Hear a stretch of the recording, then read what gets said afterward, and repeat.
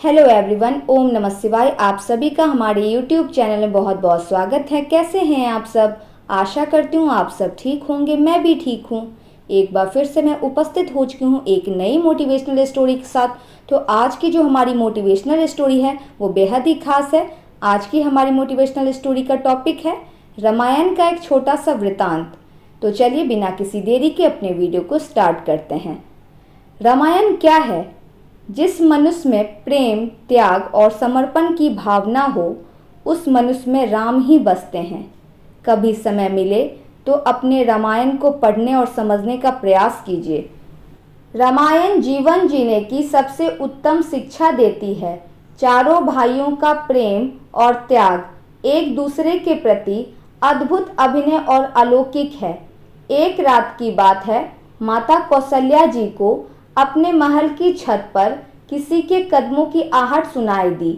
उनकी नींद खुल गई। पूछा, कौन है? मालूम पड़ा सबसे छोटी बहू यानी शत्रुघ्न जी की पत्नी श्रुतकीर्ति जी हैं। माता कौशल्या जी ने उन्हें अपने पास बुलाया। श्रुतकीर्ति जी आई, चरणों में प्रणाम करके खड़ी हो गई। माता कौशल्या जी ने पूछा, बेटी श्रुति, इतनी रात को अकेली छत पर क्या कर रही हो? क्या नींद नहीं आ रही है? फिर कौशल्या माँ ने पूछा, शत्रुघ्न कहाँ है? श्रुतकीर्ति की आंखें भर आई। कौशल्या माँ की छाती से लिपट गई और बोली, माँ, उन्हें तो देखे हुए 13 वर्ष हो गए। सुनकर कौशल्या जी का हृदय कांप गया। तुरंत आवाज लगाई, सेवक दौड़े आए। आधी रात ही पालकी तैयार हुई। आज शत्रुघ्न जी की खोज होगी। माँ चली। आप जानते हैं शत्रुघ्न जी कहाँ मिले? अयोध्या जी के जिस दरवाजे के बाहर भरत जी नंदीग्राम में तपस्वी होकर रहते हैं, उसी दरवाजे के भीतर एक पत्थर की शिला है। उसी शिला पर शत्रुघ्न जी अपनी बाह का तकिया बनाकर लेटे मिले। माँ शत्रुघ्न जी के सिरहाने बैठ गई।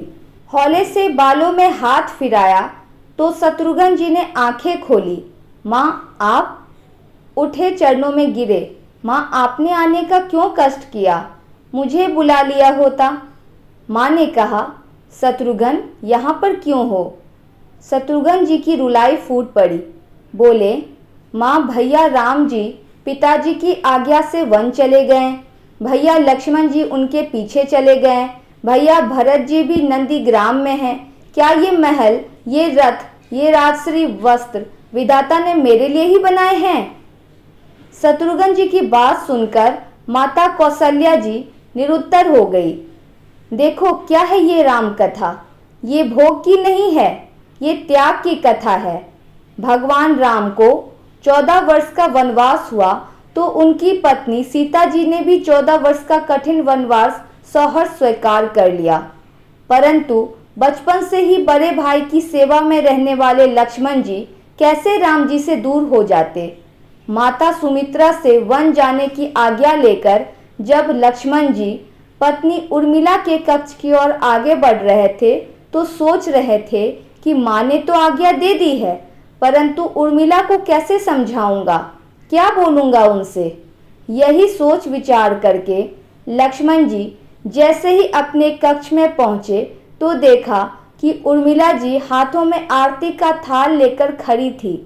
उर्मिला जी बोली, आप मेरी चिंता छोड़ प्रभु श्री राम की सेवा में वन को जाओ। मैं आपको नहीं रोकूंगी।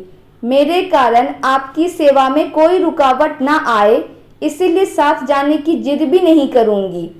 जो बात कहने में लक्ष्मण जी को संकोच हो रहा था, परंतु उनके कुछ कहने से पहले ही उर्मिला जी ने उन्हें संकोच से बाहर निकाल दिया। वास्तव में यही पत्नी का धर्म है। पति संकोच में पड़े उससे पहले ही पत्नी उसकी मन की बात जानकर उसे संकोच से बाहर कर दे। लक्ष्मण जी प्रभु श्री राम के साथ वन में चले गए, परंतु 14 वर्षों तक पत्नी उर्मिला ने एक तपस्वी की भांति कठोर तप किया। वहां वन में लक्ष्मण जी प्रभु श्री राम एवं माता सीता की सेवा में कभी सोए नहीं, परंतु उर्मिला ने भी अपने महलों के द्वार कभी बंद नहीं किए और सारी रात जागकर उस दीपक की लौ को बुझने नहीं दिया।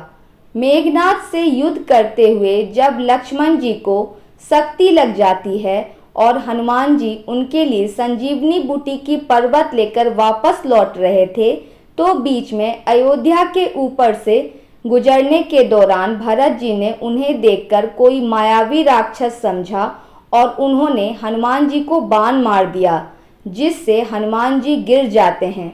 तब हनुमान जी ने सारा वृत्तांत सुनाते हुए कहा कि कैसे सीता जी को रावण हर के ले गया है। लक्ष्मण जी युद्ध में मूर्छित हो गए हैं।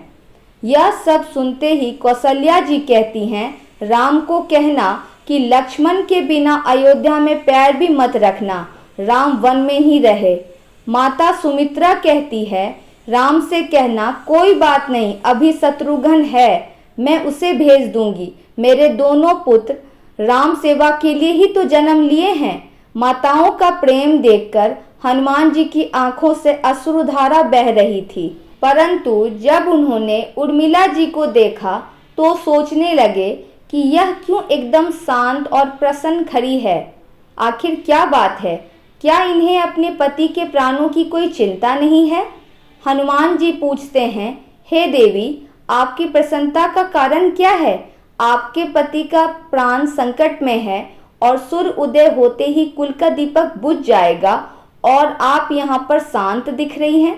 उर्मिला जी का उत्तर सुनकर कोई भी प्राणी उनकी वंदना किए बिना न रह पाएगा। तो सुनिए उर्मिला जी ने क्या जवाब दिया। उर्मिला बोली, मेरा दीपक संकट में नहीं है, वो बुझ ही नहीं सकता।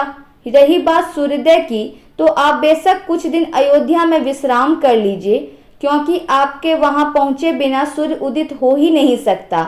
आपने कहा कि प्रभु श्री राम मेरे पति को अपने गोद में लेकर बैठे हैं। जो योगेश्वर प्रभु श्री राम की गोदी में लेटा हो, काल उसे छू भी नहीं सकता। यह तो वो दोनों ही लीला कर रहे हैं।